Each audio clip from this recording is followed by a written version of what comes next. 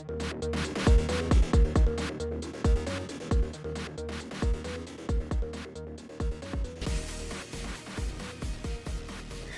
right, here we have the KDE Desktop Plasma. You can see here it has a start menu in the bottom left, just like Windows does, and the interface is actually very similar to Windows 10, doesn't it? Yeah, it does. But what you can change the color scheme, and you could even get rid of the start menu and replace it with something completely different if you feel like it. This is just the stock one it comes with. It actually is very reminiscent of like the Windows 7. If you're really a masochist, you can make it look like Windows 8, I'm sure. Gonna make me queasy. Everybody will vomit along with us on that. Windows 8, what a failure. Oh my goodness. Oh geez. I think 11 may turn out to be the next failure. It might, yeah. In fact, Windows 11 looks a lot like Pop OS with the launcher and everything. They took away the start menu and they give you this launcher. It's like, looks very similar. Okay, so yeah, we have our KDE Plasma. You can see in the bottom right, it's got the time and date, and all the icons are pretty much exactly like Windows. This one also has some pretty good built-in applications. The file browser is called Dolphin, and it's pretty good. You can see it's got the little sidebars here, just like Windows. It's very similar to Windows. It is very, very similar in terms of look and feel. So, you know, if you're wanting to switch to Linux, but you don't want to, you know, jump out of the Windows interface, give KDE a try. It might turn out pretty good. This one here is X. Wait a minute, we are totally missing. It might pop up in a minute. I'm not sure. This next one is called XFCE. Again, I do not know what that stands for. And this one looks very old. When you first install it, it looks like it's from the early 2000s. It looks like a Windows X, like 98 kind of interface. Anyway. This one, though, the main advantage behind this one is that it performs really well. Each desktop environment has different levels of system requirement, like not requirements, but certain ones will perform better than others. Most of them will perform like real time. You won't notice any lag. But if you've got a really slow computer, like just and it's lagging even on Linux, you might want to try XFCE because it is very lightweight. It doesn't have a lot of built-in features. It does take a bit of customization to get it looking good, but you can make it look good. In fact, my laptop here is running XFCE, and I've been running XFCE for about almost about 3 years now. And I have it customized to look a lot like Windows. I've got the dark theme, I've got the taskbar, the start menu, and everything. So it can be customized a lot. Just because it looks really horrible right in this picture and as default doesn't mean it can't be customized. So picking a desktop environment that's right for you, you can just kind of go with what you want. Some of them will replicate Windows 10. Some will look like Mac. You can find ones that look, or you can find themes. A lot of these environments have a area where you can go and find themes, and users can make themes that make it look like certain operating systems. I could go and find a theme that would like perfectly replicate Mac OS if I wanted. You wouldn't be able to tell that it wasn't Mac OS. So there's some pretty cool stuff like that. So Cosmic Gnome, that's the default for Pop OS. I like the default color scheme. It's pretty good.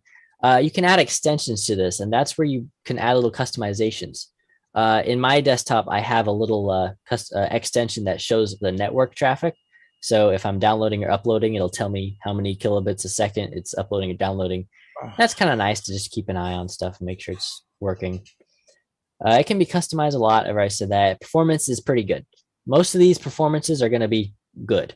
The only one that really has a different performance would be KDE and XFCE. KDE is a little bit heavier. I wouldn't recommend putting it on something very, very slow. And XFCE is the fastest one. The Ubuntu GNOME desktop environment, and you can install like the base Ubuntu GNOME desktop environment on top of Pop OS. It won't care. It has a classic look for a lot of people. Yeah, when you think of Linux, a lot of people think of the GNOME desktop environment. Personally, I think it has a somewhat dated color scheme with like the brown and beige and tan colors it uses. I think that's kind of ugly, but you can change all that. Plasma, I already talked about this pretty much. Everything on here, yeah, I already talked about this. XFCE, yeah, you can make it look really nice if you want, but it does look ugly out of the box. So those are the main pros and cons behind each one. And there's a whole bunch more. There are a lot more desktop environments. These are just like the main ones that I know about. There are a lot more. Okay, so after you've installed, you have two alongside each other. Say you install Pop! OS, but you want KDE. So you install KDE. The way you switch between the two is actually really simple. You go on you log out of your session, you log out, and there's a little gear. The gear is usually underneath the password entry. Sometimes it's at the bottom right of the screen. It is on the bottom right for me. And you click the gear and you can actually choose what you want. So you can choose POP, or you can choose XFCE, or whatever else you have installed right there in that little menu. So that's how you change it. And it's as simple as that. You know, if one day you're feeling, hey, I'd like to use a Mac OS interface, you can. The next, 5 minutes later, yeah, I'm tired of this, I want to go to Windows 10. You can do that, and you can, nothing changes except for the interface. So that's really cool. Oh, and one side note, you may notice that it says POP twice, and one of them says Xorg and one says Wayland. That is the display compositor, I think. And the only difference between that is that Xorg is really old, but it works pretty well. Wayland is new, trying to replace Xorg. You don't really need to mess with that unless you know what you're doing. I'm hearing somebody's radio. Somebody's radio is coming through. Is that who's talking? I don't know who that is. Joseph, Joseph? Yeah. My understanding is that you've got the operating system and you've got the user interface, and although it looks like a Mac or it looks like Windows, you can't run Windows software on it. So that is something that is actually not true. You can run Windows software. Oh, great. Most Windows applications will work. Now, here in the ham radio area, where we try and use rather niche programs that are, made by a single person, some of those will sometimes not work. And that's one thing to note, is that you cannot run every single Windows application. Most will work okay. Some will not. And when they don't, there's not really anything you can do about it unless you're a programmer. And I do need to go through that. Actually, I don't think I made a slide for that, but it's pretty quick to demonstrate. So I'll do that later. How to run Windows stuff. I have it set up right now on my computer. I can just double click any installer or exe file and just launch it, and it works just like it would on Windows. So yeah, that's a really cool thing about Linux, is that you can do that. And same goes for games. If you have Steam, which is where most games are located, you can pretty much every single Steam game will run natively on Linux, or using it'll run. It's just great. It's really fantastic how well it works. I'm actually wanting to try to run my old program on Linux and see if it runs better. It's an old program, for an old strategy program called Command and Conquer General 0 Hour. And it does not run worth the crap on these new Windows machines. I bet you it'll run good on Linux. It very well could. There's an old racing game that I used to play a lot, and then I got the new computer and Windows was updated a million times, and it wouldn't run. It just crashed every single time. Well, a few months later, I switched to Linux, and I try and run this game, and I'm like, there's no way this has worked. If it doesn't work on Windows, there's no way it works on Linux. And it worked. And I was able to play this game from like 2004 on Linux, and it ran great. It was amazing. I think it's because it uses your system differently. Old programs don't know how to utilize the new systems, but for some reason, Linux handles it much better. It may just be that it just runs faster just because it's a better operating system. I don't know. All right. Well, I do have the camera up on the one that we're converting. So when you are ready for that, we can go to that. I'm just letting you know. All right. This is like one of the last ones. Yeah, there's no rush at all. Yeah, so for performance, that's one of the things. No, we got Linux the real does. important stuff coming up, actually. The goods and the bads. Oh, yeah. I should have got the good, bad, and the ugly theme, so I could have played that while you were doing it. Okay. All right, I'm sorry to interrupt. Go ahead. No, you're fine. Like you were saying with the performance, Linux actually tends to take, whatever you're actively working on, and it throws all the system resources at that one thing.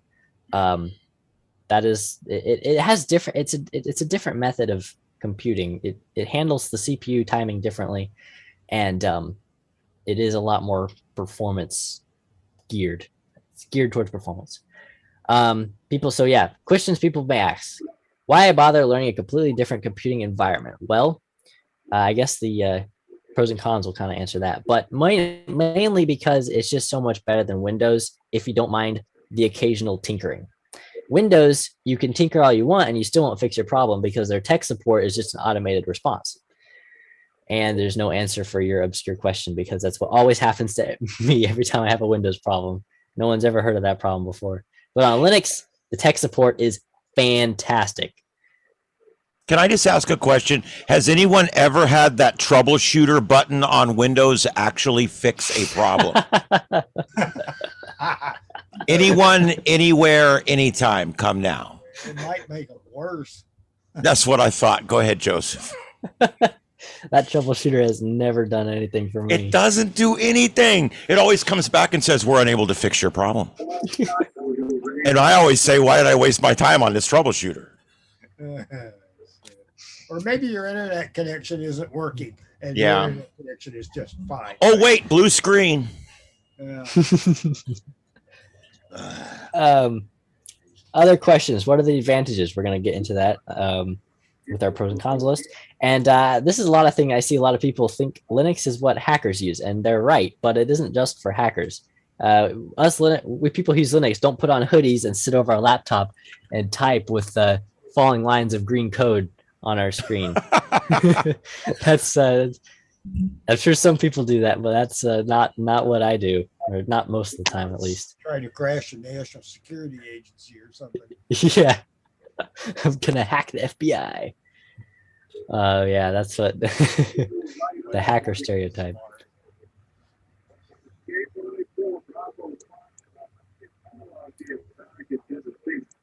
If you're talking, Rick, we can barely hear you. That's not me. I don't know who that is. It sounds like a radio. I think it's a radio in the background somewhere. Henry. Yeah. I had a couple of mine on, but I've got them all off now. But so I don't know where it's come from, but it's not that loud. It's not a big deal. Oh, it's somebody's radio. Yeah, I hear the. Yeah, the there's single definitely a sideband. radio on in the background. Yeah. I hear the single sideband noise. Alrighty. Okay. One of the main advantages is Linux does not have bloatware. Now, I am very extremely frustrated by this. Every time I install Windows on something, it comes with 5 million different stupid applications like these games. It comes with these Candy Crush games that are like from the Windows Store or whatever. It comes with like 5 different these just repulsive games. I mean, Solitaire is one thing, and the original OG Windows games were actually kind of decent, but the stuff it comes with now is just complete crap. It'll also come with all these like power managers. If you use the version of Windows that comes with a laptop that you buy from Costco or whatever, it'll come with like a million different Acer programs installed, and it'll just come with so much crap installed. And you have to literally, one of my jobs at work when we set up a new computer is removing all the crap from it. I call it decrapifying. I have to go in and uninstall 10 different applications. So And you'll never get it all out. It reinstalls every time you make a new Yeah. user or do updates. Yeah. It's so frustrating. Yeah. Another advantage and disadvantage is that it is not owned by a huge corporation. It's owned by, well, nobody. It's open source, but it's all the code that's been contributed has been done by thousands of people separately as volunteer work over time. So that's good because it means if Microsoft decides, hey, we're going to start looking at all your files in the name of security or whatever, they can't do it to you. And it's bad because, well, when a major company they have paid developers, and those developers are very good at what they do and they're paid to do it. And so you get usually a better product. And that's one thing this doesn't have. It's all open source, which means all of the work is volunteer. And sometimes it can be a bit lacking in features and things you might want it to have. So it also performs much better. I've already talked about that. I've installed this on an old computer many times. I have this laptop from like 2006 or something, and I've put Ubuntu on there, and it's still usable for server stuff. So yeah, if you've got a really old laptop that just could not handle Windows and it's slow on whatever it has. Netbook. I've got Peppermint Linux on it. Netbooks, that's another very good thing. It can even be installed on Chromebooks, I think. Yeah. But performance is a major gain. Windows will take hours to start up on an old computer, and this will start up in almost no time. And yeah, tech support is really good. I've already talked about that. But if you Google your issue, if you Google your error code, there are websites like Stack Exchange, and there are forums, and there are lots of places where you'll find people with the same error. And more often than not, there will be an answer supplied, which just gives you all the stuff you need to do. Most answers given are very detailed and very easy to follow. They'll just give you a set of commands to run or a set of instructions. And that doesn't apply to everything. It's not always like that, but more often than not, I found that it is, and I've fixed many problems. Most of my problems I have are self-inflicted because I mess around too much. But tech support is very, very good because all the users know what they're doing. And so they can help you really well. A distribution. This is something that is pretty important. So there's the base Linux. It's not really a distribution, but there are lots of forks, and I have a little picture I want to show here in a second. Linux started off as this one little one kernel thing, and then it was given a desktop environment eventually, and it has been split off by so many people over time that there are just thousands and thousands of these things, not thousands, but hundreds of distributions. So for example, Pop! OS, which is what we're installing tonight, is a distribution of Debian. Pop! OS is based off Ubuntu, which is a distribution of Debian. And Debian is based off of whatever, I don't know what the original point of that was. But there are so many different distributions, and the thing to look for when picking one are, do you like the default interface? Look at some pictures. Usually the website where they have it hosted will show you some pictures of the interface, and if you like it, that's a good thing. Driver support. Pop! OS is one of the best of driver support distributions because they have a built-in driver manager. Or not manager, but they have a built-in driver system. It'll find like for example, my graphics card. That all comes pre-set up and it works wonderfully. I didn't have to mess with it at all. Pre-installed packages. Some distributions are geared towards having minimal packages pre-installed. It gives you only the very basics you need to get functioning. Whereas others will come with, a ton of stuff or just the right amount of stuff, Another thing to note is the goal behind the distribution. I think this is kind of important. You want to read what their website says and see what they're trying to accomplish with it. That can be very good. Some of them are trying to accomplish, a nice standard distribution, which is what Pop! OS has done pretty good, I think. Some of them are, trying to do for gaming. Some are set up for gaming. Some are set up for other things like streaming, or there's lots of different purposes behind different distributions. And of course the performance, based off user reviews or a YouTube video or something, they'll tell you how good the performance is usually. And, some people have said, they tried different distributions and each one gave them different problems with their hardware. And that's what I mean with the driver support thing. Even though it's all based off the same thing and it should theoretically work, sometimes there's differences in the versions of stuff and it'll cause conflicts and whatnot. So that's something to keep in mind. How well does it work with the hardware? And right now, Ubuntu and Pop! OS are probably the best working ones right now. So yeah, we'll be doing Pop! OS today. We're pretty much almost ready to, we got to do pros and cons is next, right? I'm going to try and speed this up a little bit. I've been kind of. Yeah, pros and cons are next. Okay. All right. We'll go through Windows first. It is beginner friendly. It is what most people start with. And it's relatively easy to use. It's been around for a very long time as the most popular operating system. So it's beginner friendly, I guess. Large range of software. So while it is true, you can run a lot of stuff on Linux, most applications are made for Windows. You can almost guarantee that everything will have a Windows version, which cannot be said for Mac OS or Linux. It's pre-installed on most things. So buy a new computer, it'll already be pre-installed, which is, good or bad, I guess, depending on how you look at it. But, if you just want something to work, you want to run into the store, pick up a laptop and take it home and start using it right away, it'll be pre-installed and it'll work. Comprehensive driver support. That's the other thing. Pretty much all hardware ever made has a Windows driver for it, and you may have to install it. It may not work out of the box, but it'll be there. That cannot be said for Linux, but that, you know. Okay. The disadvantages of Windows. Overly complex. There's right now there are 2 different control panels. All right. There used to be 1 control panel, then Windows 8 came along, and now there's 2. There's settings and control panel. I don't know who thought that was acceptable. They're slowly starting to phase out control panel. Because if one's complicated, two's more complicated. Yeah. Yeah. Why do they have 2? They should have kept the old one or well, whatever. I'm starting to think like Windows. More frequently targeted by malware. Yeah. Yeah, malware. Every time you hear about a new malware coming out, oh, new malware, yeah, you can guarantee you it affects Windows users primarily. It's not open source, so the code is I think the code was leaked recently, or some of it was leaked, but it's not open source, so you can't really have the transparency you have with Linux. With Linux, you can go and read all the code if you feel like it, but cannot be said for Windows. Cost of licenses. You if you want to install Windows on a machine that didn't come with it, you're going to have to purchase a license, and those can be pretty costly, especially if you want like Windows Pro. It costs like, I don't know, I'm not actually sure how much it costs. Probably around $100, I think.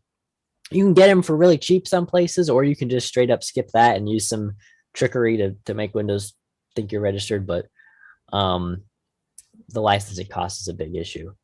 Forced updates. I'm pretty sure I don't need to say much more than that. Bloatware, I've already talked about that. It comes with a bunch of crap pre-installed. Disallowed actions. That's another thing that always frustrates me. They have certain folders that are locked off from the user. Like the Windows 10 store, if you install a program in there, you have to brute force that folder out of the operating system. It will not let you in there. It will not let you make changes in there. It doesn't even want you looking in there. Don't look in our App Store folder. You can't do that. Even though you bought this program, you're not allowed to look at the files. That's their attitude toward this. And that's what I hate about Windows. You buy a program in a computer that you bought. The program's yours. You bought it. You take it home. You open it up. You turn it on. And now they have complete access to you and your system. And they force updates on you and all that going forward. And I'm done with it, to be honest with you. And I eventually want to switch everything I do over to Linux for just the forced updates, the disallowed actions, and the bloatware alone. Yeah.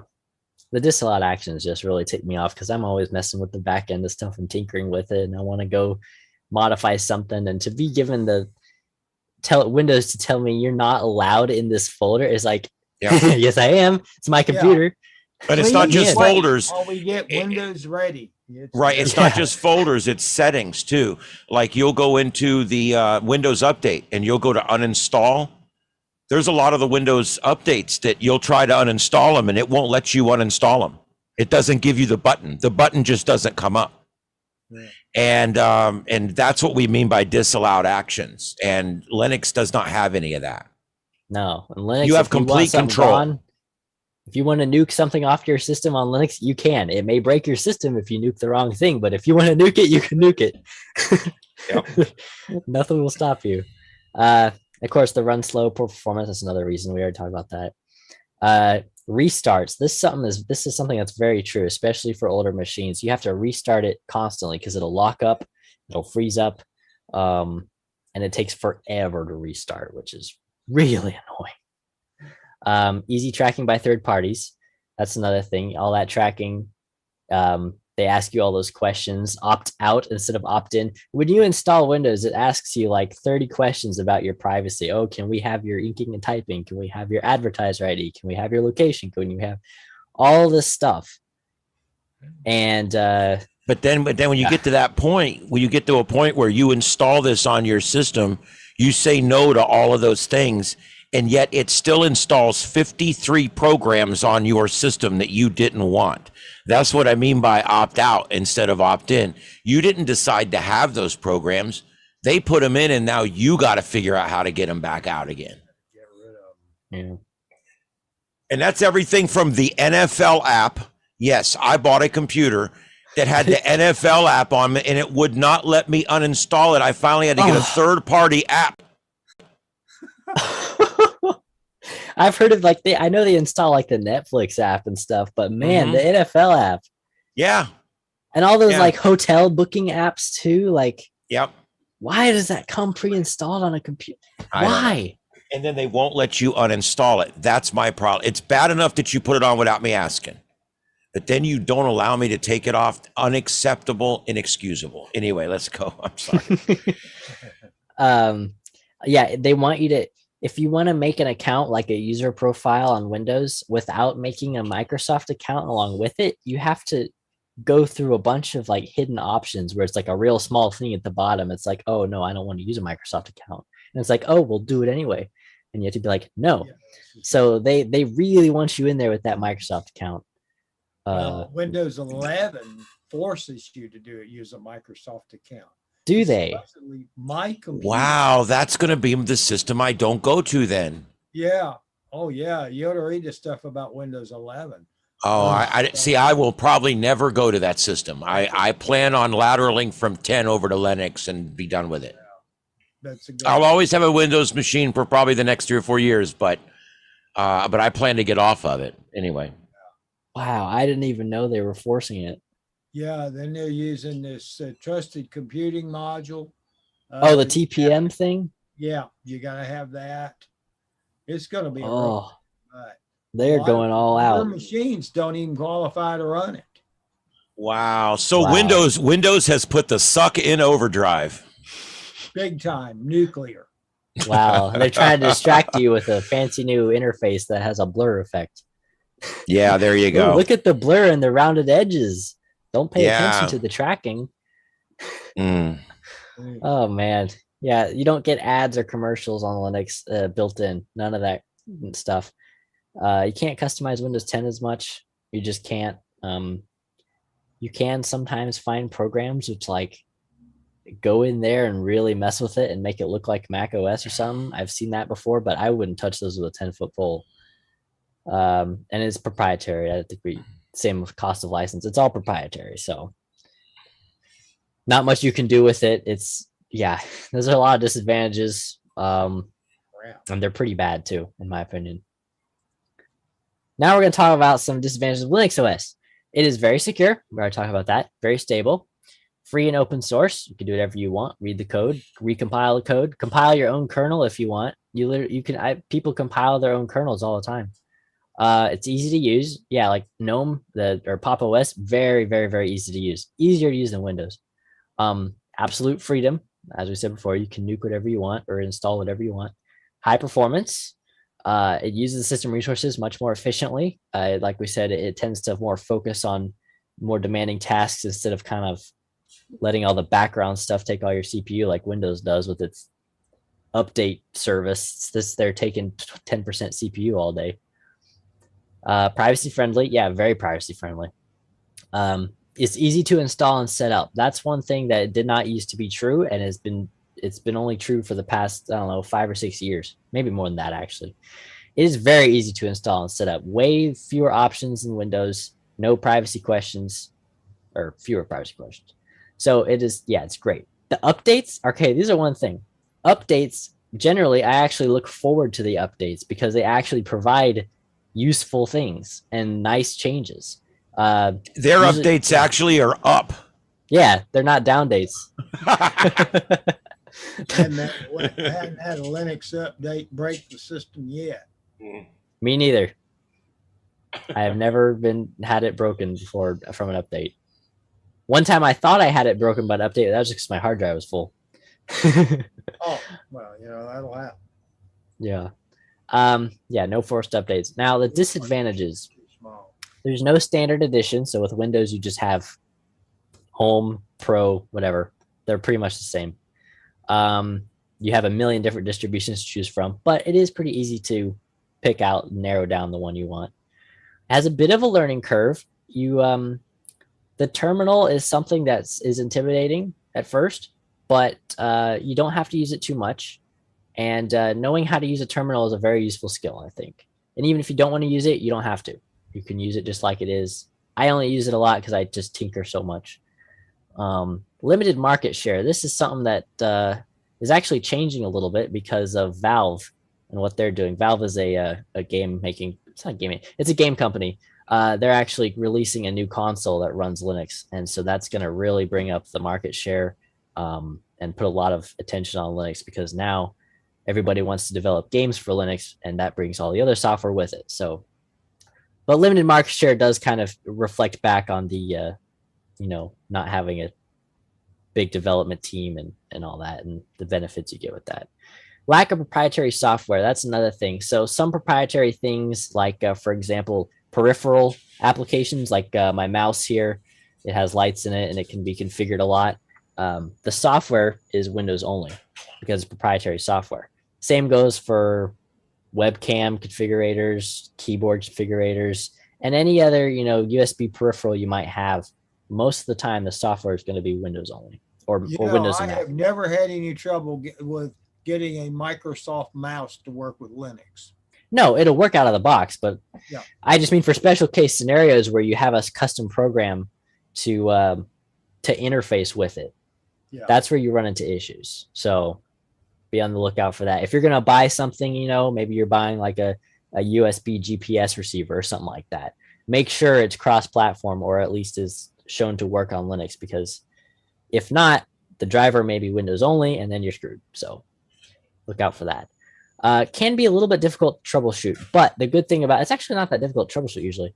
If you have an error of some kind, you will actually see a text, like a log of that error, and you can put that log into Google. Whereas with Windows, it's like unknown error. We don't know what happened. Blue screen. Run the error. troubleshooter. Run the troubleshooter. Tell you where the logs are. So if you have an error, you'll generally be able to diagnose it a lot easier because it's very, what's the word? Verbose, I think, is when something has a lot of information output. I'm not sure. Yeah, that'll work. So I've fixed many problems just because the error message it gives are very detailed and they are great. Some Windows programs don't work. We can talk about that later. I'll talk about how to run Windows programs. And unsupported hardware or missing drivers. I think we tried to set up an old USB Wi-Fi adapter on one of these Linux computers, and neither computer would recognize it. And upon closer inspection, it was like a Cisco. I think what you said it was. Yeah, like it was a Cisco. Adapter. Yeah. When I Googled it and looked it up, some people there who knew what they're talking about said that the driver for it was proprietary. And so there was no Linux version for it, which sucks, but there's nothing you can do about it. Not a big deal. It's a 7 or 8 year old piece of equipment that costs $15. So, but yeah, you're going to run into that with Linux. That's why it's probably good to run 2 systems for a while until you make sure you've got everything you need, Usually on an older machine, you don't run into too much trouble with that. At least it's not in my experience. Yeah, it's just something to keep in mind. It's been around long enough that they've built support for it. Yeah, that's very true. So yeah, that's just something to keep in mind. You're gonna have a little bit of unsupported this every now and then, especially in our field where we mess around with not commercial software. We mess around with hacked together devices and modified things and signal links and stuff like that, which are not, compared to everything else, all the other peripherals available, they're not supported as well and they're not as well known. So there's nobody to make a driver for it. So that's the main disadvantages. And, keep a second computer running Windows if you absolutely need it every now and then. That's the best thing I can say. We already talked about open source, really. We don't need this very much. It just means that the software is created by people who have not licensed it, which means you can do whatever you want with it. You can run it for any purpose. A lot of these will be like, do not run it for malicious intent or whatever. You can take apart the program, you can decompile it, change it, recompile it.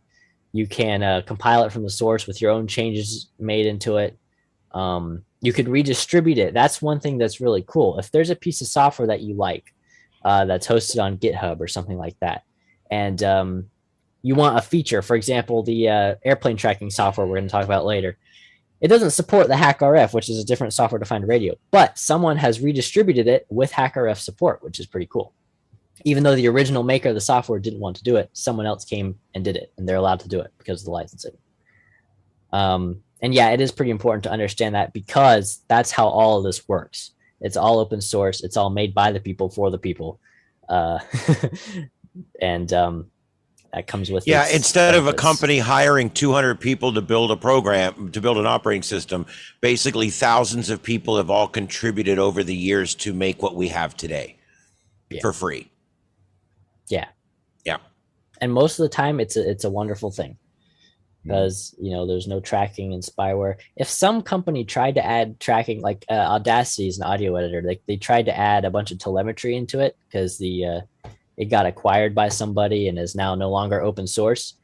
I heard about that right away, and so somebody forked it right before it got updated with the tracking, and so now we have a fork of it with no tracking, and everybody was up in arms about it. So if there's something out there that's gonna spy on you or have any negative effect, you'll know about it, because everybody will be upset about it.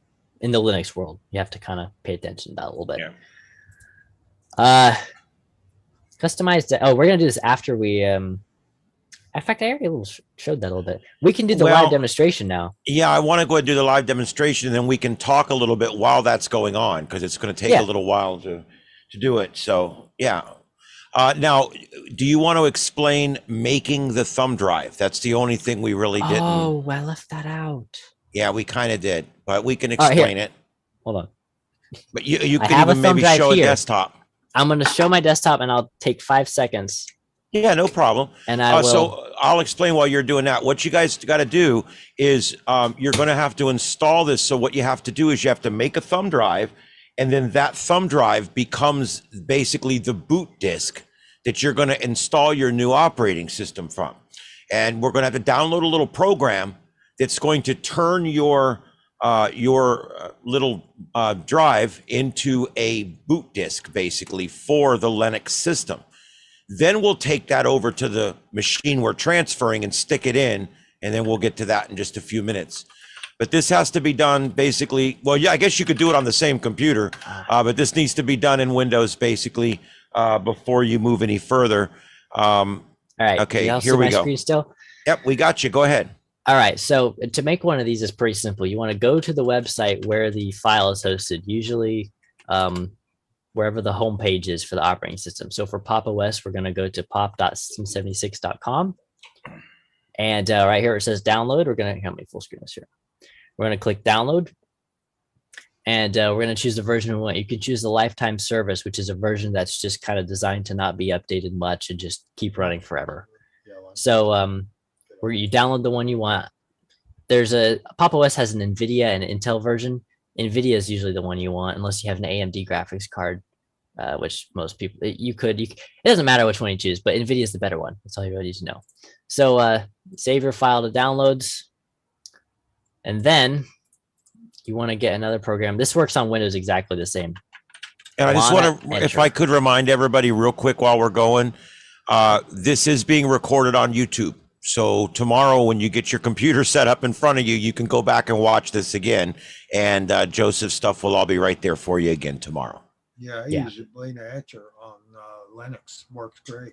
Yeah, that's what I use too. So you want to go to just Google balenaEtcher. You can also use other programs like Win32 Disk Imager, or probably most generic disk imaging pieces of software should work okay. But I'm going to use Balena here. I'm going to download the,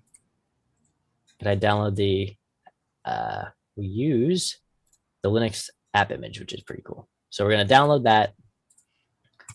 Okay, they're downloading here. I'm going to open up the folder where they're downloading. Okay. And I want to note that we did this originally on Windows. He's doing it right now on Linux. It doesn't matter. It works. He's able to do this on both systems. It works on either one. I mentioned earlier you go to Windows and do this. I just wanted to also mention you can do it on Linux as well. You can also do it on a Mac. Yep. Yeah. I don't know why you'd want to, but yeah. If that's what you got, that's what you want to use. But I'm just giving you guys a hard time. This actually, what I like about this desktop he's putting in these is it actually takes some of the best things from the Apple desktop and some of the best things from a Windows desktop and kind of smashes them together. yeah, really. And it's really actually a great desktop. All righty. So when you have balenaEtcher installed, it's going to look a little bit different from this. This is actually a different program. I don't know why that opened. I tried to open Balena, but it didn't open. But the steps are the same. There's the same buttons and everything. You'll choose your image, and you're going to choose the ISO file. It's a .iso file is what you're going to download from the website. So go ahead and hit open. That's a CD disc image. Yeah, I think everybody's pretty much familiar with that, but yeah. And basically that's a picture of what the disc looks like, and now we've got to convert that back into like a disc that will be read like a startup disc. Yeah. So then you'll choose your device. Make sure that whatever device you're using to save this has at least 10 gigabytes on it, I think is how much it. I think the file is like 8 or it expands. It's like a zip. It's like, anyway, make sure you have a fair amount of space on there. Probably about 10 gigs should be plenty. Don't overwrite your hard drive. Don't overwrite your hard drive. balenaEtcher won't even show your hard drive on there. Yeah. This won't show it either. It only shows USB peripherals. Make sure you take anything off of that hard drive, of the flash drive that you want to save, because this will format it and delete everything off of it. Close it away. Yeah. So select your thing, and then did I type that right? I don't think I typed that right. No, I did it wrong again. If you're on Windows, it'll give you that little boop boop pop up that asks you if you want to do that. admin password. Yeah. Yeah. So yeah, you start flashing, and it'll take probably about 5 or 6 minutes, and that'll put it on the thumb drive. So that's the steps you do. Download balenaEtcher, download the image file, open balenaEtcher, select the image file, select the drive, hit next, go, and it'll start flashing it. This So- is the same steps for building a Raspberry Pi, by the way. Exactly the same steps. In fact, Raspberry Pi has their own little program they made where you can choose the list of different Yeah. Pi OSs you want, and it's built all in. You could just I like Pretty cool. noobs, even though I could do it the other way, because then you could just download the operating system. It's really slick. yeah. So yeah, that's how you do that. That's how you put it on a thumb drive. It's pretty easy to do. And yeah, make sure, okay, this is very important. Make sure you're using an actual USB thumb drive, like one of these. If you don't, it may act like it's working. It may flash correctly. You may even be able to boot to the thumb drive or boot to the whatever you're using. But unless it's a real thumb drive, the installation will fail. I tried to use a micro SD card in a USB adapter. It acted fine all the way up until it was about halfway and done installing it on the computer, and then it had like a read-write failure. So make sure it's an actual thumb drive, because otherwise it will act like it's working, and then it'll be stop working, and you'll be like, what's wrong? Well, it's actually your installation media. All right, so that's all there is to that. We can go to the live demonstration now. I guess I stopped sharing my screen. Yep, and I will now switch to the other camera here. All right, there we go. And that will now be, did it switch? No, there we go. And that'll be that. And now let me see if I can, What's the computer number? 5? there we go. Well, this one's 3. That one's 3. Okay, we're gonna be replacing 3. All right, hold on.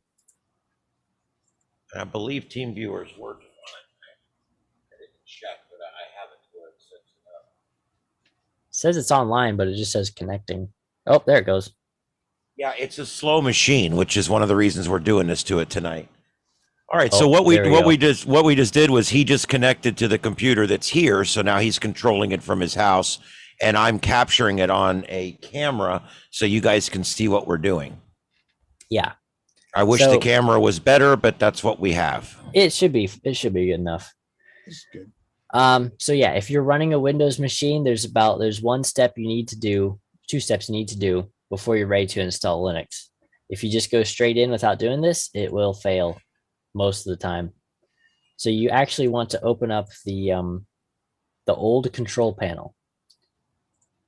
If it'll open, it's very slow. Control panel. Let's see if it'll open here. There we go. So yes, in Windows 10, you need the old style control panel to get to this setting. What we're going to do is disable fast boot. And the reason we're doing that is because the computer kind of like locks the hard drive in a weird state. And if you're trying to overwrite Windows, you won't be able to because the hard drive is in this weird limbo state between being locked and unlocked because of this fast boot option. So you want to go into power options, which looks like a little green battery. Now, did you show them that little, you had to switch it to small icons? Oh yeah, I should have mentioned that. It's going to show category. You can get to it here, but I'm not sure which menu you have to go through. I always just go here where it says sort by. I switch it to small icon. Oh, why did it turn sideways? I have no idea. Question for you: is that a regular hard drive, or is that a solid state drive you got on that machine? It's going to be a hard drive. It's really a hard drive. Okay, just curious. Oh, it froze too. All right. I can just stream the team viewer. Well, we need this working though for later.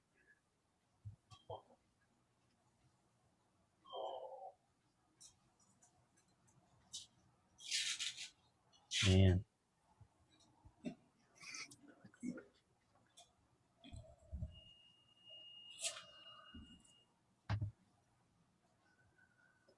Please stand by. We are currently experiencing technical difficulties.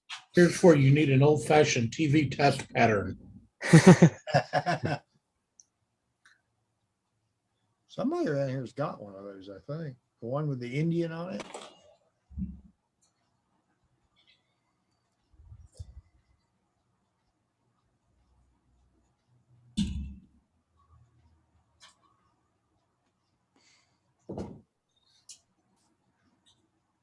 Now, is this a UEFI machine or is this a standard MS-DOS disk label? That is a good relevant question. It's probably going to be the standard thing because this is an older machine. Yeah. Okay. But you can do it on UEFI machines as well. You just have to make sure you when you need to boot into UEFI. So when we'll talk about that in a minute. EFI mode. Yeah. Yeah. I had my fun with installing Linux on EFI the first time I tried to do it, but once you figure out what's going on, but you have to boot in EFI mode. Okay, let's see what you got there. Hey, it's back. No, it's that's Windows.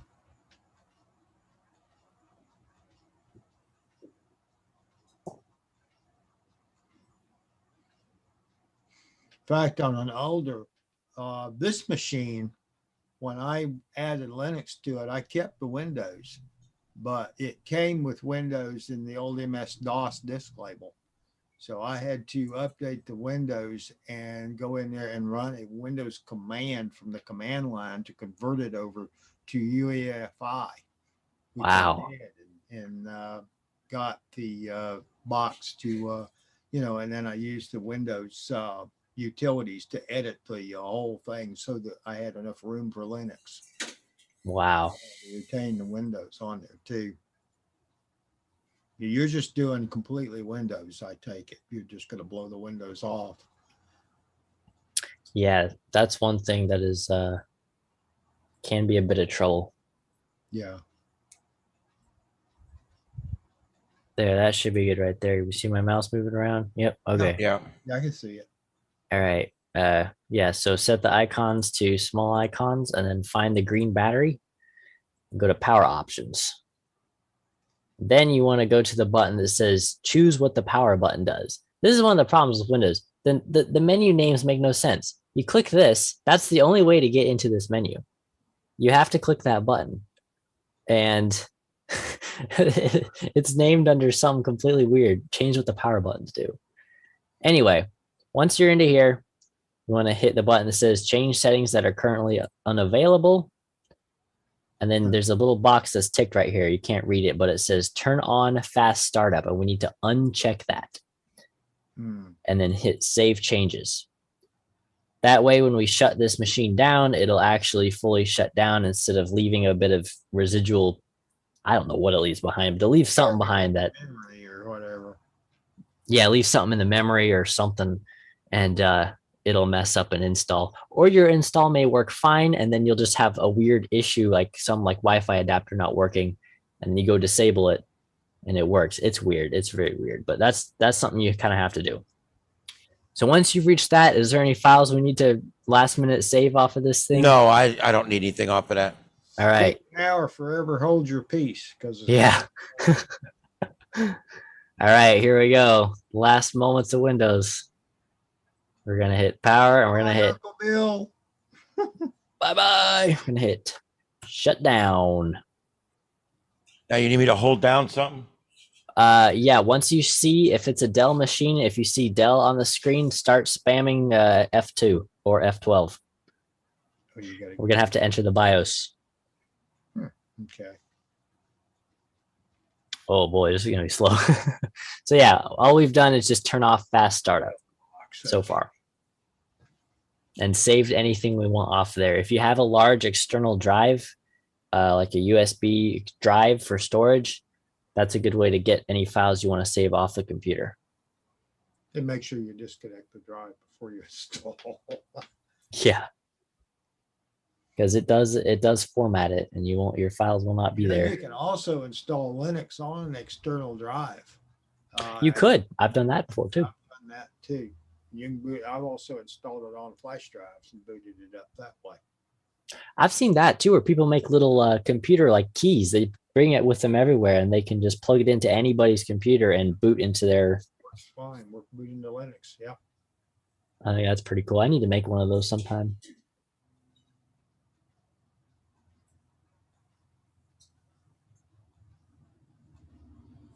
I haven't been monitoring the YouTube chat. I need to check that. All right, there. Did we miss our chance? No. F11, F12 is one of those. Okay. All right. BIOS. Now we're in the BIOS. Yeah. Now, this mostly only applies to newer machines as well. This BIOS, we probably won't be able to demonstrate it because this BIOS probably will not have the entry in here. But if you have a newer machine, a newer laptop, or a newer computer, it will have a setting in here called Secure Boot. Yep. Now, that sounds like a good thing that you would want on, but it does make it so that the installation for Linux might fail. I'm not sure why it affects it, but I think it does some kind of interchange with Windows while it's booting, and it will not like it if you try it. You probably won't even get past the startup screen of the installer if you don't disable Secure Boot. So this one probably won't have it, because none of the other two computers we tried had it, and they were from the same time period. But yeah, so the way you get into this is you shut down the computer or you do a restart, and then while it's showing like the manufacturer logo, you should be able to push F12 or F2 or F9. It'll say on the screen what button to push to enter BIOS, but you want to hit one of those buttons real quick before it switches to the little Windows loading circle. And that's how you get into here. So you'll want to scroll through the menus like this until you find an entry that says Secure Boot or Safe Boot or something like that. I don't know if this one has it. I doubt this one has it, but we needed to show this because most modern computers have this. It's probably not in here. I just figure we'd make sure real quick. Yeah.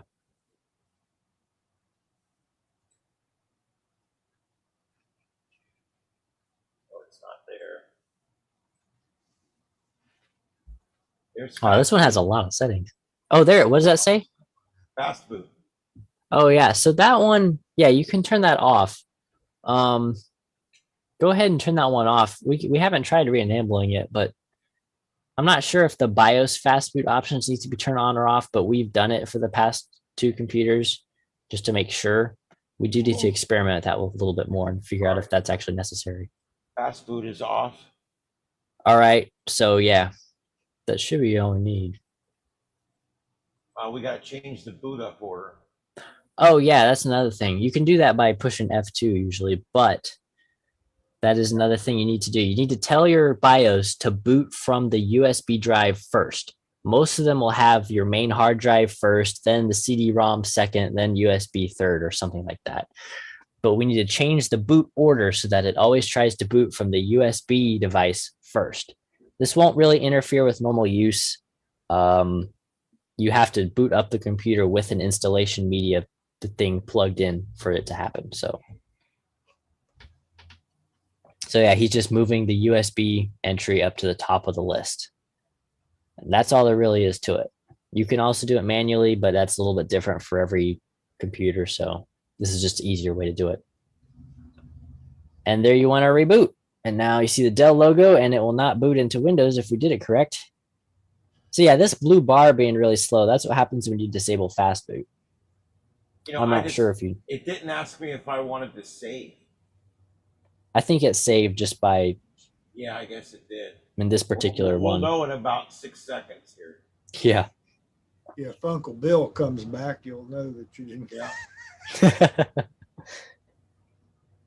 Instead of the Windows logo, it's Bill Gates' face. And I want to throw darts at it. I'm sure you could find that online. A Bill Gates' face dartboard. You know what's funny is that it seems to me like you take an old machine, like we redid a Vista machine, and we put it in there, and that machine now is just as fast as it was the first day it had Vista in it. I'm not surprised. You know, you can tell. It just that's literally how it used to be. You get rid of that all that It's Windows. working. Okay, you're coming up on Linux. All right, so you're gonna see some text start going by, and it's gonna look like a hacker terminal for, depending on the speed of the computer, a few seconds or a minute. Not to worry. But you don't want to do anything during this. Just let it play past. Yep, there it goes. Well, you're supposed to read all that. Make sure you read it. Yeah. Sure, you understand all that. End user license agreement. Yeah, there you go. It's like, do you agree? Anybody that watches South Park knows you don't click OK on that. That's the worst episode they ever made. And that's saying a lot.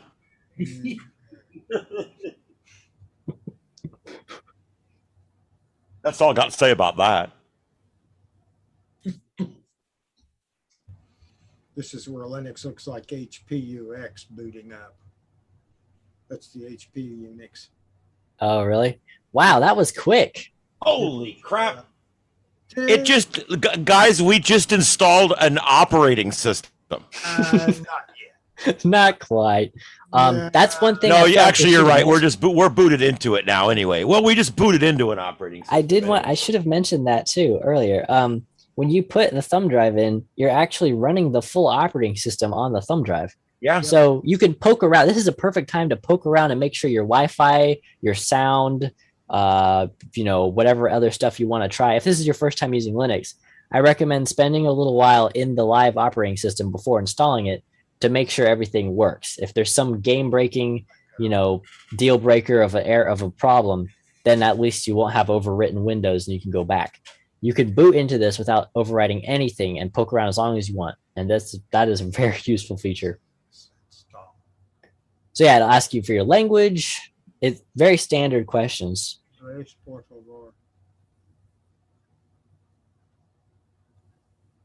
You want to do clean install if you're doing like something else, like you want to dual boot on the same hard drive. That's a little bit more advanced. You have to start partitioning stuff, but most people probably just want to do clean install. Yeah, And- you can install this as a second operating system. Yeah. But Numerous know. times. whether we're recommending that or not, I don't know. But My laptop is running dual boot. It's Yeah, got yeah. Windows 10 and Linux on it. Yeah, you have to change the partitioning around, otherwise you got no place for it. Yep. yeah, because it has to like be on its own virtual drive, if you will. It has to think it's on its own drive. Yeah, Are you ready me to go ahead and hit this? Yeah. That's why I was talking about UEFI and all that. Yeah, that Okay. stuff is important. We are installing. Now we're not yet. This is another important step. Make sure that when this little window pops up, you select the correct drive. If your computer has more than one, make sure you select the correct one. Make sure you know the vendor of your drive, because if it's like a Western Digital, it'll say WDC on it. Make sure you know the capacity of the drive so you can make sure that it's the same capacity. Because if you select the wrong one, it'll, overwrite everything on that drive. If you have 2 drives in your computer, you can move all your stuff onto that drive, reinstall on the main one, and all the stuff will still be on the secondary drive without formatting it. But if you accidentally format it, then you're in trouble. So yeah, make sure you have the right drive selected, because that will cause you a lot of problems. That's right. But you can install Linux on the second drive and boot from that if you want. Yeah, you can. Yeah, just putting in a username and yeah. Because we have a lot of these computers, we're kind of picky about what we call them all. Yep. Larry, Moe, and Curly.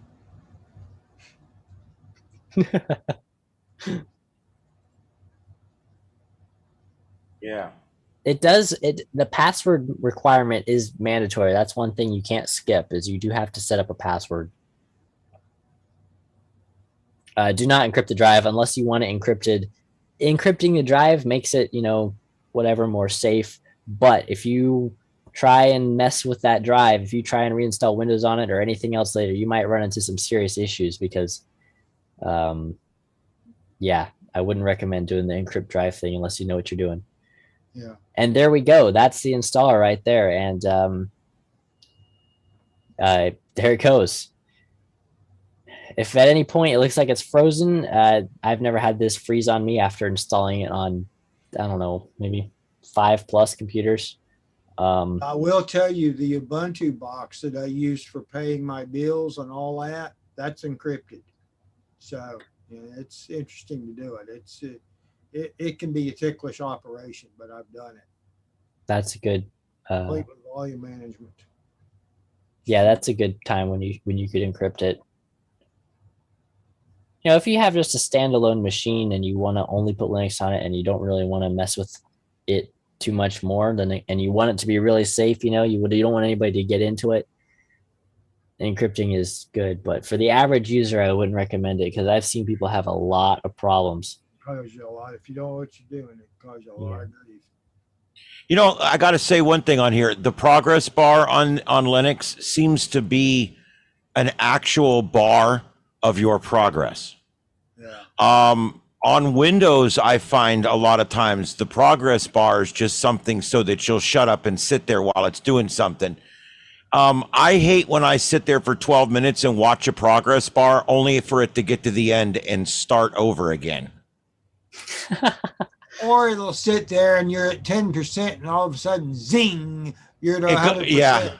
Yeah. I like the ones that go from 0 to 90, like they go right to 90% and then they sit there for an hour. Yeah. It's like, who designed this thing? Or one that goes to 99.99% and then says, an error has occurred. Yeah, I bet. And of course, the language that I use upon hearing and seeing that is not something we want to put on the air. No, yeah. Most of the time, the actual installation finishes before that bar fully reaches the end. Yeah, it's moving. It's going pretty good, actually. It shouldn't be too long. Let me see here. What do we got? This kind of reminds me of the installing Linux Mint. Does it? I never tried that one. Yeah, you've never tried Linux. I like that one. I like Linux Mint. I've got another machine that's got it. And I mean, you can see even on this machine, which is really old, and it's running a physical, like a plated hard drive, a Windows 10 install would take more than an hour to do this. This one's 63%. 9 o'clock and go to bed. Yeah, start it at night. Start it before you go to work and hope it does it all the way until when you get back. It's saying it's at 75%. I don't doubt it. That's probably right. The bar doesn't look like it's 75%, but that may be 75% of putting. Oh, it's 75% of that step. Yeah. It says extracting that's files. what it is. It's got to do a few things after it extracts the files. Yeah. Yeah. Yeah, it does configuration and all that. I'd love to like install this on a brand new computer and just with a solid state hard drive and just watch that bar just zip right across Oh, there. this screen. I did that on mine. I've got solid state drive in mine, and it's fast computer, and it took like the less than 30 seconds. All right. Extracting files is at 100%. Because it's only Now- like it's now only like configuring the system at 35%. there's much less content in there than there is Windows installed. The file size is smaller. Because it's 80% bloat. Yeah, Crap. Windows is just full of junk. It's NFL app. Yeah. And the worst part is you uninstall the NFL app, like if it lets you do it, then you create a new user profile and the NFL app is back. So did it Yep. ever really uninstall it? No, No. no. NFL No, well, app. it's like Cortana. You cannot get rid of it. You cannot turn it off. You can Control Alt Delete and get it right off your task manager, and it pops right back up again. There's nothing you can do except hide it, which means it's still running. You need to take a nuclear device to your computer. Siri better hope I don't meet him in a dark alley, and I say him because I don't beat up women. So Just change the voice to the male voice. there you go. Yeah, that's what I'll do. I'll change the voice to the male voice, and then beat its butt. Or send it to Oh, about move the mouse, the screen's timing out. Oh no! It's saving our CRT screen, which we haven't had in a very long time. Yeah, that's one thing I turn off pretty quick on Pop OS is the 5-minute screen timeout thing. I'll tell you what, I turn I off, hate those. I set all my power settings on Windows immediately to never, never, never, never, never. That's one of my pet beefs. Is Yep. timeouts. They drive me crazy. Well, the days of screen burn are long gone. Yeah. There was a time when it was important that if you had a work screen and it always had the logo of your company in the upper corner, it was important to put a screensaver on there. Yeah. In 1993, Yeah. Many, long, long ago in a galaxy far, far away. well, and as fast as our solar system's moving away from the center of the galaxy, I mean, we're pretty much not near where we were then. It's actually almost done. I think this is like one of the last steps on the installer. Yeah, it says configuring the system, 70%. Yep. Oh, you guys, sometimes you can read it on the camera and sometimes you can't. That's why I was. No, I can't really read it on the camera. Yeah. Sorry, kinda I like- had this all set up with a beautiful camera. It died. So I took my Hey. room camera that I had and set it up. It died. I got a third web camera that I have here, plugged it in. It would not configure. So I took my webcam and stretched the wire all the way across the room over to that screen. And I've got it stuck on there with a piece of Velcro I just put on there. Yeah. Sometimes So- I like to shoot that damn Murphy, you know? Yep. Yep. Ah. But yeah, we can see just from the from this, I can see the little network Ethernet icon up there, which means that's working. Yep. So that's great. I've only had a internet issue on one computer before. I installed it on a Dell Inspiron laptop, and Finishing. oh, it's almost done. We installed it on a laptop, and the Wi-Fi and Ethernet were both broken, which means you can't download any driver. You had to Ouch. No. download it on another computer and copy it over. All right, we're done with the installation. Continue setting up. So now at this point, you want to hit restart, and while it's restarting, while it's showing like the Dell logo, you want to pull the thumb drive out. Otherwise, it'll just boot to the thumb drive again. Don't pull it out now while it's still shutting down. I mean, you can. It won't really hurt anything, but Yeah. so like now is when you should pull the thing out. All right, it's out. We probably re-enable fast boot. I need to try that. I think it would probably work. This seems like some kind of, if you have fast boot, I think what fast boot does in the BIOS is it like checks the memory, like it goes through and does like a memory check or something like that every time instead of skipping it. I think I read that somewhere. I'm not sure. Because normally this bit would be gone by now. Yeah, it's taken a long time to get through this initial part right here, but like you said, I think we can probably turn that fast boot back on.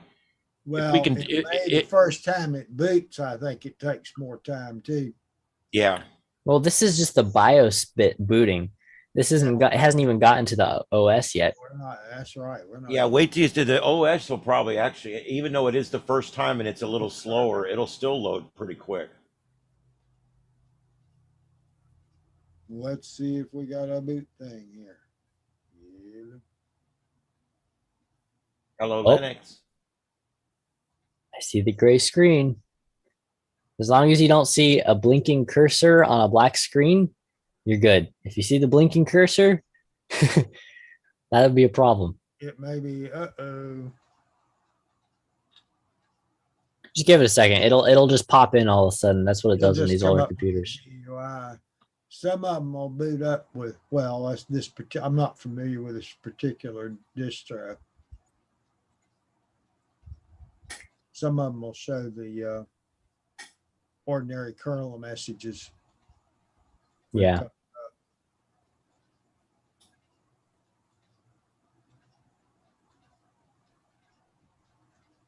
And everybody keep in mind, this is on an older system. So if you install anything modern, you're not going to have to sit at a black screen for 30 seconds. It'll just pop right in instantly. Yeah, and the kernel in the distro is different than a kernel in a distro. Just so you know.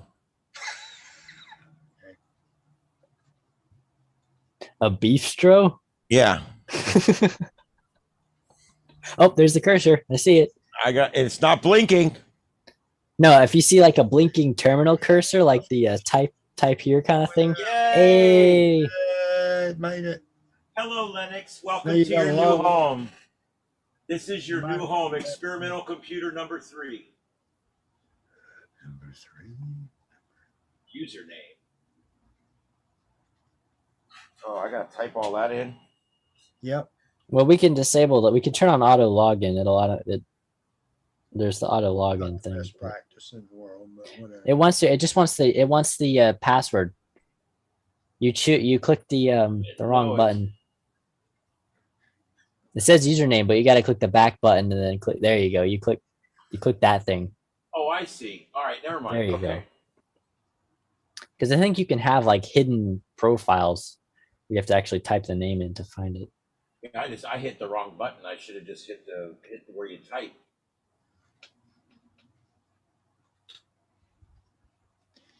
Yeah, you got to build all your dot profile and all that crap. Ta-da. Hey, Yay. Bing. There's your dock down below. yep. There's our dock, and there it is. It actually worked. Welcome. Now, I got to tell you, folks, this is 3 of them I've personally done without a hitch. This is kind of like Mint does this too. Oh yeah, and Ian was saying how he thinks he's waiting. You know, he says he thinks it's waiting for like it's waiting to load or something, but it's actually loaded 5 minutes ago, and he just expects it to take longer. Oh, well, and here's why. Look where the next button is. It's in the upper right corner. Yeah, they could have done. You better don't with that. put next buttons in the upper right corner. I sat here for 10 minutes and he goes, "What's wrong?" I said, "I'm waiting for it to load." He says, "It's been ready since it popped up. You just have to hit the next button up in the corner." Yeah, hopefully they'll figure that out. But I didn't let that taint what I feel about Linux. All right, there we go. And then let's say that we're in Cameroon. Oh, hey, there we go. Let's do that one. Keyboard And layout. that one. Anita's. Yeah, that's fine. That's the dock. It lets you choose how you want your dock to look right at the start, which is pretty cool. Configure top bar. I don't know. Probably leave Yeah, that if you default. want your time on the left or right, you can do that here. I'll just leave it in the center for That's now. nice. I'm leaving the experimental computer so you guys know fairly basic, so that when people sign in, it's not too wacky. That's just telling you how to use it. That's not asking you any questions. That's showing you how to use it. Yeah. That's the only privacy question in there is, do you want location services? Yeah. Time zone. And this, you don't have, I was doing it the hard way. Just click where you're at. It's easier. I was trying to type in New York, Eastern time zone. And just click where you're at. It just click. And here's where you would connect your accounts, which we're not going to do right now. All done. Start using Pop OS. And there we go. That's it, guys. It's ready to go. You can now go right there to pull up Firefox, download WJSTX, and you could be on FT8 within about 15 minutes. Provided that there's no sound card issue or anything like that, which if it's a newer sound card, it's probably fine. We have had an issue on one of the computers with the sound card not showing up, but that's an older computer, so it's an exception. And those USB sound cards you get from Amazon, those are all universally supported. Those are all universal plug and play. So if you have a really old computer and you want the sound, get one of those and it'll guarantee you it'll work. And there you Like go. that's It's what I'm on the using website. here. Yeah, like that. Yeah. There's our TechNet website. See how quick that was? We put a new OS on and it's already showing us the web page on an old computer. That would have taken forever on Windows 10. And I like this because this kind of reminds me of Android a little bit, but it's got like a program button. It's kind of like, that's all my programs right there. I think you can still put icons on the desktop too, right? Yep. Yeah, so I mean, it does pretty much what Windows does as far as your environment. But I kind of like not cluttering my desktop up and just using this button. Yeah, and you can put more stuff down in the dock if you want, any extra programs. If you push that button there, you can actually type in the name of the program and it'll live search it and bring it right up. I really like that when I'm doing stuff quickly. Do you want to go back to your screen so you can give us a quick tour? Sure. Let's do that because that's the cleanest I can get this. So I'll let this go and you can take it back. Okay. All right. First of all, I apologize that everything is so small. I have a large computer screen here and it's a really high resolution. So the icons and stuff are going to be smaller just so it scales properly. But hopefully y'all can still see it. Here's my little menus over here. Oh, hold on. The zoom thing is covering up the can I hide that somehow? Can I minimize it? Yeah, just get it as close off the screen down there. Yeah. Here's my little control panel. I can change my headphone volume here, select the device I want.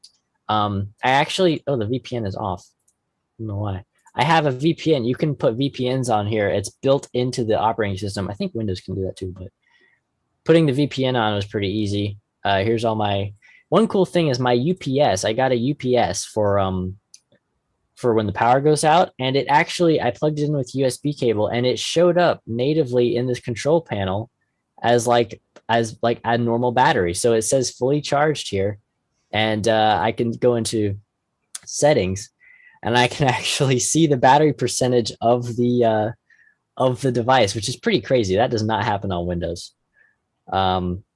Windows, you'll have to, they'll have a disk come with them and you have to Yep. look. Yep, they gave me a disc. Also, I can download it online, but it was plug and play, which is pretty. I was not expecting What that. kind of UPS do you have? It's a CyberPower UPS. Yeah.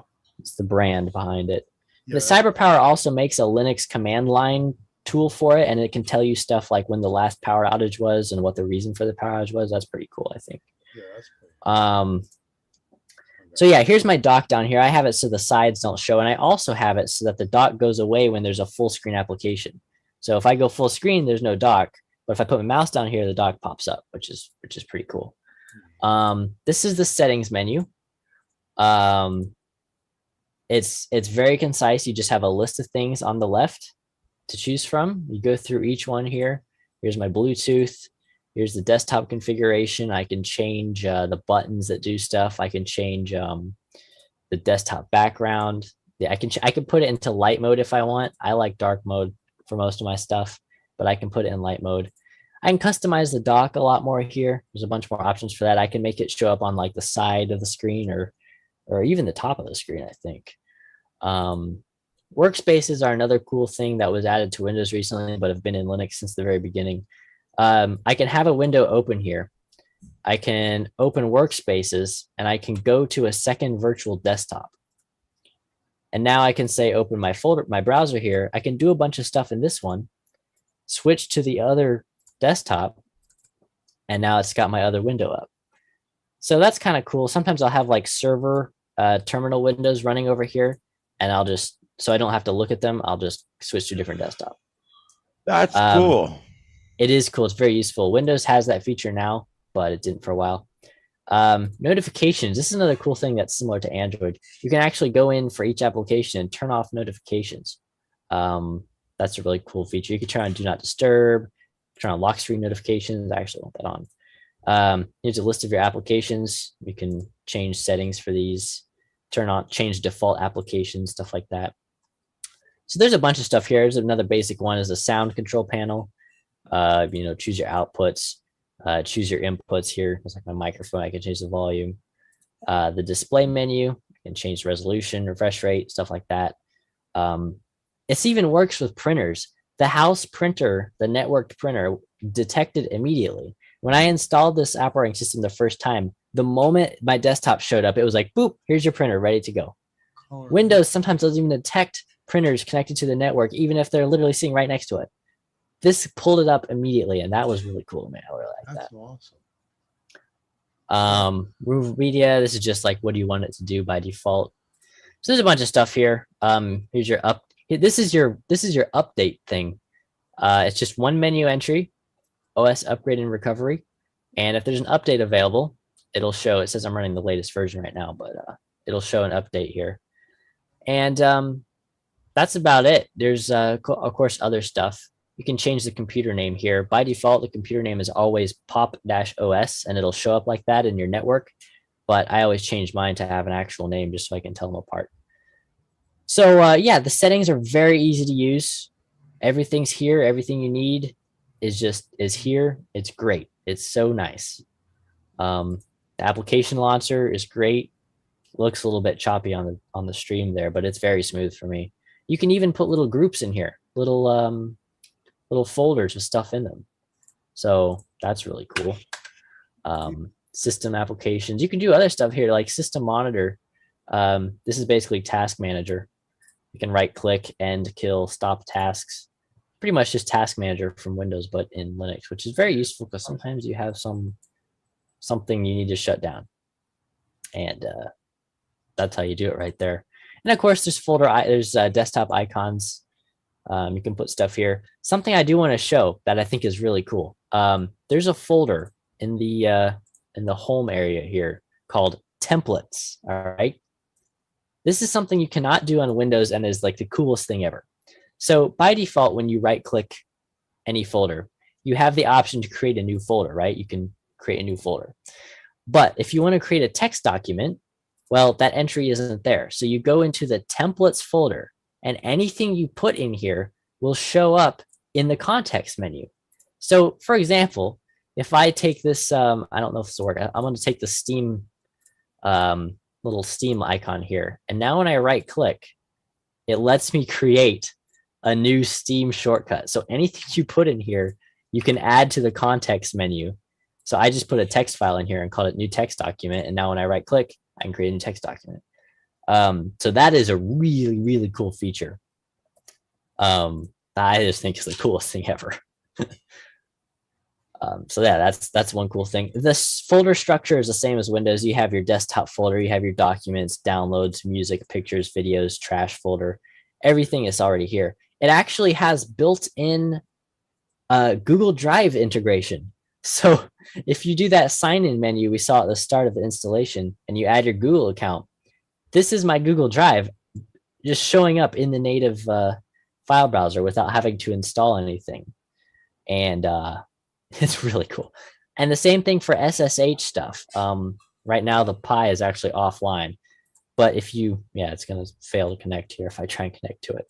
But if you go to other locations, you type in the IP address of the Raspberry Pi and hit connect, and then you're SSH'd into the thing. On Windows, you actually have to download a program called WinSCP, which we actually showed in a previous TechNet.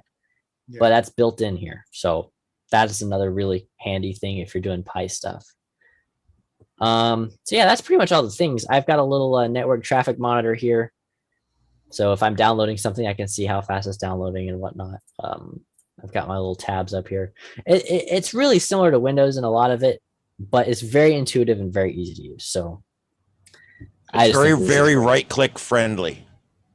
There's right click menus for nearly everything. Yeah. Oh, that's another thing I wanted to show, and that's going to be for our airplane tracking. You can right click in a folder and just hit open in terminal. And now your terminal is already open and it's already navigated to the folder that you're in, which you can do that on Windows. I think if you hold down control, you can do open PowerShell window here or something like that. But so yeah, that's a cool thing. I don't think KDE might have the open in terminal thing. I'm not sure, but so yeah, that is that's kind of the basics of the interface. The terminal looks like this. You can type all the stuff you want in here. Terminal is akin to command prompt, basically. Yes. Yeah. You can do multiple tabs too. Like I can run stuff in here. What I would do with the goes tools thing, I would have the goes receive running here and goes proc running here. So I could have everything in one window. You should be able to run more than one terminal at the same time. Oh yeah, you can open up and move. If you just do a new window, you can have as many, you can have as many as you want. So yeah, that's the basics of it. It's really, really cool. Even your ejectable storage shows up here in the little dock, which is really cool. So looks like you got Team Viewer on there. Yep, Team Viewer. I was connecting to that PC3. Team Viewer works fine on here. AnyDesk works fine. Yeah. OBS works fine on here. That's what I'm using right now for my webcam. Let's see what else So yeah, even this program, which is actually a remote camera, it's a proprietary piece of software. This is the a Windows only application, but I have it running flawlessly. You can't even tell that it's not like what it's supposed to be. It's dark because it's nighttime over there, but so yeah, it works so well. Everything just works great, and I just love it. Very nice. Hold on, wait. I don't know if we just do this in another TechNet or not, but by default, it won't run Windows applications. You do have to install Wine. I'm sure Rick knows about that. Yeah. But that one you kind of want to do. It takes a couple steps. I don't know if I should show it right now or not. We gotta move on to our airplane tracking. We used up a lot of time on this Linux thing. Yeah, it did go a little long, but the airplane tracking is pretty straightforward. But I do want to get to it. Yeah. I'll just say it. You have to install a program called Wine on your computer to run Windows applications. It's pretty easy to install. If you go to just search Wine in Google. Here's the main website. You go in here, download and install the latest Wine. Ubuntu, it says right here. You open up your terminal window and you just start copying. You copy this, paste it in. Copy this, paste it in, and hit enter. Copy this, paste it in, and hit enter. And then right here it says, since the latest version is 21.04, you copy this one, paste it in, copy this one, paste it in. Same thing for these. You decide if you want stable development or whatever, copy that, paste it in, and you're ready to go. I think actually, yep, that's it. That's all you got to do. It's just like 5 so commands. It's basically just a list of commands there you put in your own command bar or whatever what is it called? Terminal. Thank you. Yeah, you just copy, Control-Shift-V, paste, run the command, and you're done. And you don't even have to reboot. Like the next time you navigate to a folder where there's an exe file in there, it'll just be like, oh, do you want to? You can just double click it, and it works. I don't know if I don't have any exe files here to demonstrate. SDR Sharp. There you go. That's one. It does work. It's just a bit laggy. But that's an exe file. Oh, I haven't installed the .NET framework. I don't want to do that right now. So yeah, now the icon shows and I can double click it and it runs. So it's as simple as that. That's how you run Windows programs on a Linux machine. And with that, I think we're pretty much done with this. If anybody has any questions, I'll be happy to answer them. If not, that's okay. Otherwise, I'm going to stop sharing the screen. All right. Any questions, anyone?